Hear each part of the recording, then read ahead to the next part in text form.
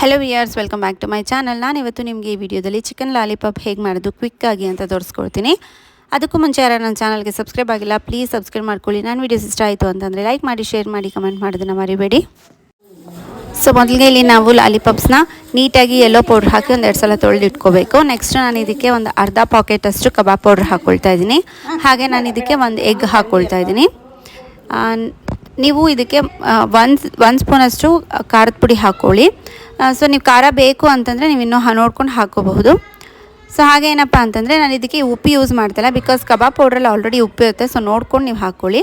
Next ಈಗ ಇದಕ್ಕೆ ನಾನು ಒಂದು ಅರ್ಧ ಸ್ಪೂನಷ್ಟು ಧನಿಯಾ ಪೌಡ್ರ್ ಹಾಕ್ಕೊಳ್ತಾ ಇದ್ದೀನಿ. ಹಾಗೆ ನಾನು ಇಲ್ಲಿ 3 ಇಂದ 4 ಸ್ಪೂನಷ್ಟು ಕಾರ್ನ್ಫ್ಲೋರ್ ಹಾಕ್ಕೊಳ್ತಾ ಇದ್ದೀನಿ. ನೀವು ಯಾರಾದರೂ ಕಾರ್ನ್ಫ್ಲೋರ್ ಇಲ್ಲ ಅಂತಂದರೆ ಅಕ್ಕಿ ಹಿಟ್ಟು ಮತ್ತು ಮೈದಾ ಹಿಟ್ಟು ಮಿಕ್ಸ್ ಮಾಡಿ ಹಾಕ್ಕೋಬಹುದು. ಸೊ ಇದನ್ನು ಒಂದು ಅರ್ಧ ಗಂಟೆ ಮ್ಯಾರಿನೇಟ್ ಆಗೋದಕ್ಕೆ ಬಿಡಬೇಕು.